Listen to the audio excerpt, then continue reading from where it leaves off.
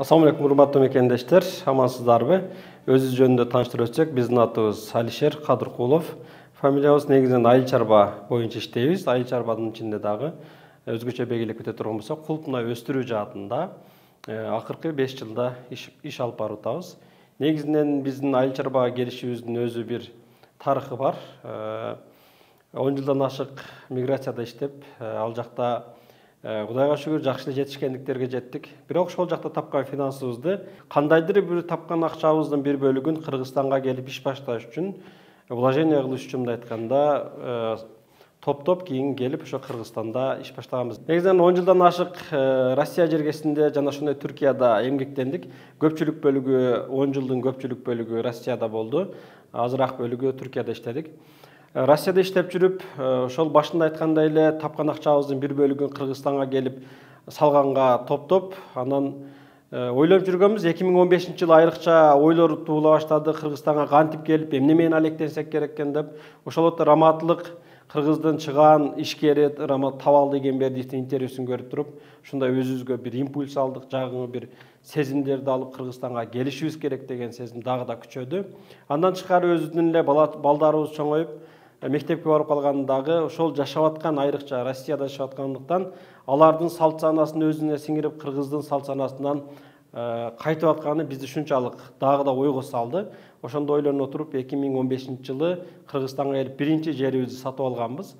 Албетте бак тиккенде биздин чоң катачылыктарыбыз болгон. Ал жерде биз сортун жакшы билбей туруп эле, мондой эле кадамжайдан барып туруп, кадамжайдын жөнөкөй черешнясынан алып келип туруп эле тиккенбиз. Ал багыбыз азыр 7 жылдан ашты, бирок мындай жакшы бир түшүм ала элекпиз. Ошондуктан ар бир ишти жасаганда сортуна, түшүмдүүлүгүнө маани бериш керек деген сөз биринчи бактан башталган. Андан кийин бакты тигип коюп кайта Россияга барып иштеп аттык. Анан 2017-жылы бир жолу кайтып келдик, Кыргызстанга келип, теплица салып, помидор өстүрүү менен алектендик. Бул жерде дагы негизи бардык эле жасаган иш ийгиликтүү болбойт экен. Бул бара-бара көч түзөлөт дегендей. Помидор ишинде да биринчи ишибиз жакшы болуп, кийинки жылы биз жакшы түшүм ала албай калдык. Биринчиси анын себеби билимсиздик болду. Экинчиси биз ошол ишти калькуляторго салып туруп эле эсептеп эле ишти баштап алганбыз. Аны кантип даарылаш керек, эмне оорулары бар, алар менен кантип күрөшөбүз, канча акча салсак канча пайда табабыз деген түшүнүк жок болгондуктан помидордо ийгиликтүү боло албай калдык.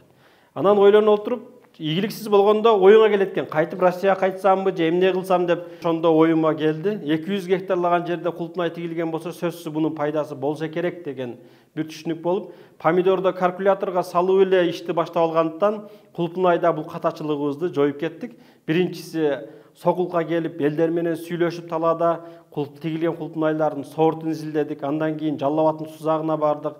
Ал жакта дагы көрдүк. Анан Кадамжайга барып кулпнай тигилген жерде негизинен Кыргызстанды айланып чыктык.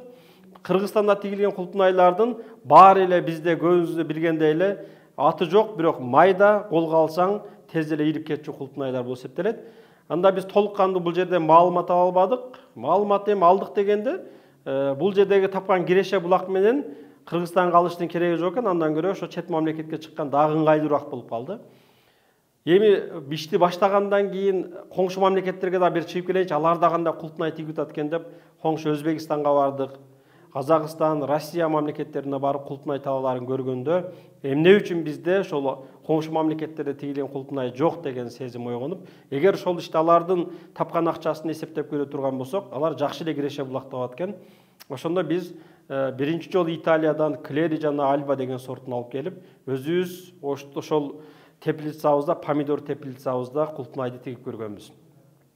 Тигип биз бардыгын катачылыктарыбызды 3 сезондо өзүбүздүн башыбыздан өткөздүк. Аны биринчи кантип тиктик, пленкасы жок эле капель лентага эле тигип койдук. Ал жерден суу койгонуңузда ылай болуп, бышкан кулпнай сапаттуулугу жок болот экен. Кийинки жылы подпленка, пленканын астына тиктик. Андан кийин 3-чү сезонго келгенде биздин ийгилигибиздин мөмөсүн жедик десем жаңылышпайбыз. Ошол жылы жакшы түшүм болуп, негизинен баасы дагы жакшы сатылып, өзүбүздүн ошол 3 жыл салган акчабызды, инвестициябызды мындай айтканда кулпнайдан кайтып бизге алганбыз. Жыйынтыгын жакшы болуп, ал жерде отуруп, негизи иш баштаардан алдын биз 3 нерсеге багыт бериш керек деп айтам. Биринчиси бул баштап аткан ишиңе кыялдана билишиң керек. Экинчиси ал иш жөнүндө кыял деген бул максат. Ошол максат. Андан кийин үчүнчүсү бул сенин ошол ийгилигиңдин башаты болот дейт. Ошол сыяктуу эле биз деле андан кийин Кулпунайда негизи баштаардан алдын ниетти дагы түзөш керек деп айтам. Биринчиси помидор баштаганда байыш керек деген сезим менен эле иштеп баштаганбыз. Албетте байыш керек деген жакшы. Бирок ал жерде калькулятор менен байыганбыз. Кулпунайда болсо биз бул жерде ниет тоңдогонбуз. Биринчиси ушул жасап аткан Кулпунай ишибизде биринчи очередде өзүбүздүн үй бүлөбүзгө пайдасы тийсе, андан кийин бир туугандар менен бөлүшсөк, анан эл журтка айтсак, ушул миграцияга да кандайдыр бир өлчөмдө ушул иш менен өзүбүздүн мындай тоскоолдуктарды кылып, элибиз, өзүбүздүн жерибизде эмгектенип, бактылуу үй бүлөлөрдүн түпкүрүн ушул жерде түзүшчү деген бир сезим менен баштаганбыз. Буюрса азыр ошо 3-чү этабында иш алып кетип атабыз. Анан экинчи белгилеп кете турган нерсе, мен коңшу мамлекеттерге кийин Европага барып келгенден кийин ал жактагы фирмаларды көрүп, 130 жылдык тарыхы бар 4-чү муун башкарып аткан фирмаларды көрүп туруп, эмне үчүн биз бир туугандар биригип иш жасай албайбыз деген сезим ушунчалык кыйнап, мен бир туугандардын баарын чогултуп туруп, баардыгыбыз бир иш кылабыз, андан кийин ишти улантып кетебиз дедик. Андан кийинкиси Европага баргандагы өзгөчөлүктөрүнө бир аз токтолуп өтө турган болсок, Европада биринчи очередде ишке болгон өзүнүн талаптары жана ошол ишти сүйө билгендиги таң калтырды. Айрыкча мына Альба, Клери деген сорттордун селекционерлери менен жолукканда алар өмүрүн ушул Кулпунайга арнап, ошонун негизинде 4 сааттаган саатын дагы бөлүп сени менен баарлашканга даяр экени, бул деген ошол ишини сүйүп аткарып атканын көрсөткүчү дейбиз. Сиздерге да сунуш, ар бир жасаган ишибизди чын жүрөктөн сүйүп кыла турган болсок, сөзсүз эле түрдө ийгилик жаралат. Андан изилдеп негизинен Кулпунайга келе турган болсок, Кулпунайдын тигүүдө 4 ыкмасы бар. Биринчиси бул интенсивдүү түрү, экинчиси интенсивдүү, үчүнчүсү супер интенсивдүү, төртүнчүсү асма ыкмасы деп айтылат. Биринчи бул экстенсивдүү деген Кыргызстандын 80-90% дээрлик жеринде өстүрүлгөн Кулпунайлар. Булар ачык талаага эле тигилет. Ал жерде чабыш керек, отош керек, арык системасына сугарылат, түйшүгү көп, түшүмү аз болгон ыкма болуп эсептелет. Биз бул ыкмадан дээрлик токтотушубуз керек, тикпешибиз керек дегенден алыспыз, бирок бизге пайдалуу болгон ыкмага өтсөк дагы жакшы болот деп, элдерди интенсивдүү ыкмага Кулпунай тигишин сунуштайбыз. Интенсивдүү Кулпунайда бул жерде пленканын астына капель лента төшөлүп, бардык нерсе системалаштырылган десек дагы болот. Биринчи очередде бере турган бизибиздин дарыларыбызды, жер семткичтерди өз убагында жана өзүнүн өлчөмүндө бергенге чоң бир өбөлгө түзүп берет тамчылатма системасы. Андан экинчиси болсо, биз ар бир берилген жер семткичтерди өз убагында бергендиктен ал жерден түшүмдүүлүк дагы эселеп көбөйөт. Ошондуктан бул жерде көргөнүңүздөр эле чаппайсыз, отобойсуз, бир гана суусун, жер семткичтерин өз убагында бере турган болсоңуз, эми отобойсуз дегенде пленканын тешигинде болгон жерлерден эле чөбүн отойсуз, башка жерлерде чөп болбойт. Андан тышкары түшүмдүүлүк дагы бул жакта көп болот. 1 гектардан 10-15 тонна түшүм алсаңыз болот. Жөнөкөй ыкма менен тигилген жерге караганда 3-4 эсе дагы көбүрөөк түшүмдүүлүк алганга себепчи болуп берет. Экинчиси болсо, бул жерде түшүмдүүлүктөн тышкары дагы Кулпунайлар сорттуу Кулпунайларды тиккендиктен, мисалы Клери, Альба, Альбион деген бул Италиядан өндүрүлгөн, өстүрүлгөн Кулпунайлар болгондуктан алар чоң, көлөмү чоң болот, 20 граммдан 45 граммга чейин. Баалары дагы жөнөкөй Кулпунайларга караганда дагы жакшы бир баада сатканга себепчи болуп берет. Үчүнчү ыкма болсо, бул супер интенсивдүү ыкма. Бул жерде көбүнчө Италия, Испаниянын 30% талаасы ушул ыкмада тигилет. Ал жерде 1 гектар жерге 2 гектарга жакын Кулпунайды тигесиз. Бул жерде биринчи очередде адам күчүнүн азайтуу. Өзүңүздөр билесиздер, Европага азыр акыркы убактарда барып келиштет. Ал жерде 1 сааттык адам акысы 12 еврого бааланат. Бул 12 евро дегенде биздин суммага деле көп болгондой, ал жакта деле 12 евродон иштеш негизи бир ишкерге кыйын болгондуктан алар жерди үнөмдөп 1 гектар жерге 2 гектардын Кулпунайын тигип, бир сезондо эле ошол нерсенин жыйынтыгын алышат. Бул супер интенсивдүү ыкма деген.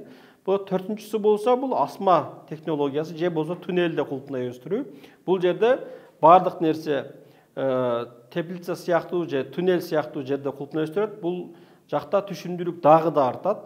Европада мисалы 1 гектар түнелден 60 тоннаға чейин жандан да көп түшүм алышат экен. Биз орто эсепте ачык талаада эккенде 10-15 тонна түшүм ала турган болсок, түнел менен жасасак 4 эсе же болбосо Кыргызстанда 30 тонна түшүм алсак деле бир чоң бул Киреше булагы болуп берет. Асма ыкмасы же технология асма ыкмасы дейбиз, түнел ыкмасында кулпунай өстүрүү бул 4-нчи этап болот. Мен сиздерге сунуштарым биринчи очередде кулпунай тиге турган болсоңуздар, сиздер бул ачык талаага тигип деген агрономдорубуздан толук кандуу кулпунай жаатында маалымат алып, анан ишти баштасаңыздар жакшы болот. Биз өзүбүз катачылыктары көп кетиргендиктен азыр Кыргызстанда кулпунай жаатында кеңири эле маалымат берип эле албастан аларды окутуу менен да алектенип атабыз. Ошол агрокомплекс деп бул жакта биздин биринчи айтканда окуу борборубуз бар. Андан тышкары агрокомплекс атында кеңсебиз бар. Ошол жерге келип кеңири маалыматтарды алганга дагы болот. Негизинен кулпунай туурасында айта турган болсок, кулпунай эки түргө бөлүнөт: эрте пишар жана кеч пишар болуп. Эрте пишар кулпунайлар булар айрыкча жылуу жактарга тиге турган болсок жакшы болот. Мисалы айтканда, Ош, Жалал Абад, Баткен областтарында биз эгер эрте пишар кулпунайларды тиге турган болсок, анда апрель айында түшүм берип, кулпунайдын баасы дагы жакшы сатканга чоң бир өбөлгө болуп берет. Кайсы сорттор десеңиз, Клери, Альба, Азия, Африка деген жана башка сорттор бар. Ошол сортторду тигип туруп, сиздер мындай жакшы бир ийгиликке жеткенге чоң шарт түзүп берет жылуу жактарда. Негизинен кулпунайлардын экинчи түрү болсо, бул кеч пишар кулпунайлар болуп эсептелет. Булар биз атап өтө турган болсок, Альбион, Кабрилла, Мурана, Малига жана башка көптөгөн сорттор бар ал жерде. Бул сорттордун өзгөчөлүгү, булар деле ошол майдан баштап түшүм берип баштайт, бирок кеч күзгө чейин түшүм берет. Буларды акыркы кар жаагынга чейин түшүмүн алсаңыздар болот. Бул кандай климатка тиксек жакшы болот дегенге, айрыкча салкын абалуу климаттарга отургуза турган болсок жакшы болот. Айрыкча Чүй өрөөнүнө, андан тышкары Талас, Ысык көл. Бирок Чүй өрөөнүнүн өзгөчөлүгү бул жака эрте пишар кулпунайларды да тиксек болот. Клери, Альба ошол сорттор деле чүйгө тиге турган болсок дагы болот. Эрте пишар кулпунайларды сөзсүз эле жылуу жакка тигиш керек деген сезим жок. Бул Чүй, Таласка деле тиге турган болсок, жакшы бизге бир Киреше булагы болуп берет. Айырмасы 20-25 күн кечирээк эле бышат Ош, Жалал Абадка караганда, бирок бул жакта дагы ошол убакта баалар жакшы болот. Айрыкча белгилеп кете турган болсок, Ысык көл областында эрте пишар кулпунайлар тиге турган болсок, мисалга айтканда, балыкчы же болбосо Каракол тараптарга бул жерде июнда кулпунай бышып калат да, Кыргызстанда ошол убакта кулпунай жок кези болот. Июндун башынан аягына, 10-нан баштап аягына чейин ошол убакта Ысык көл областында кулпунайлар бышып, баасын дагы жакшыраак сатканга болот. Эрте пишар кулпунай менен кеч пишар кулпунайдын өзгөчөлүгүн айта турган болсок, эрте пишар кулпунайлар булар 45 күндөн 60 күнгө чейин түшүм берет. Кеч пишарлар кулпунайлар болсо 4 айдан 6 айга чейин түшүм алганга болот.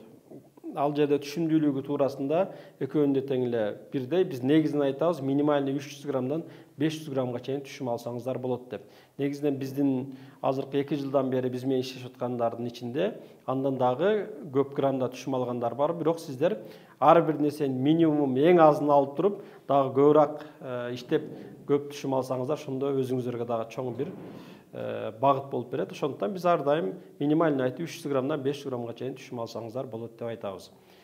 Айрыкча бул кулпунайлардын дагы өзгөчөлүгүнө токтоло турган болсок, атта айтылган кулпунайлар, сорттор булар көлөмдө келет, 20 граммдан 45 граммга чейин. Анан кийин транспортабелдүү болуп эсептелет. Булар фура менен коңшу Казакстан жана Россияга жөнөткөнгө өтө мындай жакшы бир сапаттуу кулпунайды алып барганга өбөлгө түзүп берет. Ошондуктан бул кулпунайларды алдыңкы жылдары Кыргызстанда дагы көбүрөөк отургузуп, өзүбүздүн Киреше булагыбыз болуп берсе болот. Мен дагы токтоло турган болсок, бир үй бүлө 50 сотук жерге кулпунай тиге турган болсо, эми бул 50 сотук жерге кулпунай тиге турган болсо, миграцияга чыгыштын кереги жок. Ал жерден тапкан акчасы менен кеңири Кыргызстанда өзүнүн үй бүлөсүнүн Киреше булагын тапса болот. Бул мисал айта турган болсок, 50 сотуктан 5 тонна түшүм ала турган болсоңуз, өзүңүздөр эсептеп көрүңүздөр. Ошондо 5 тоннаны эми бул жылкы баада 200 сом болду, эң арзан болгону.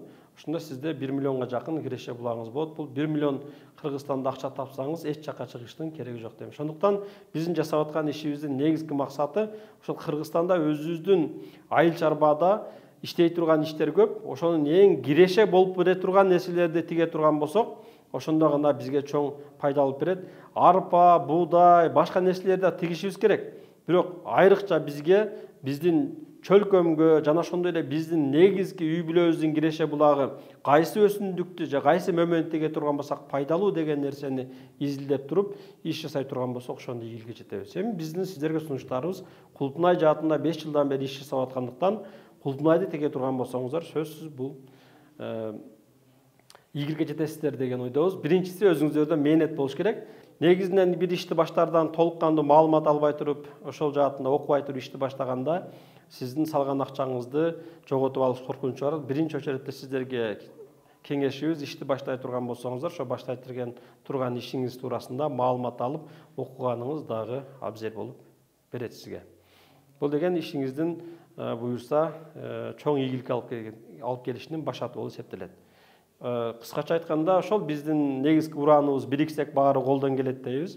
Баардыгыбыз биригип иш жасай турган болсок, Кудай буюрса, баягы аталарыбыз айтканда ынтымак бар жерде ырыс бар дегендей, биригип иш жасай турган болсок, келечекте Кыргызстанда өнүккөн бир айыл чарбасын өнүктүргөнгө чоң бир өбөлгө түзөбүз деген ойдобуз.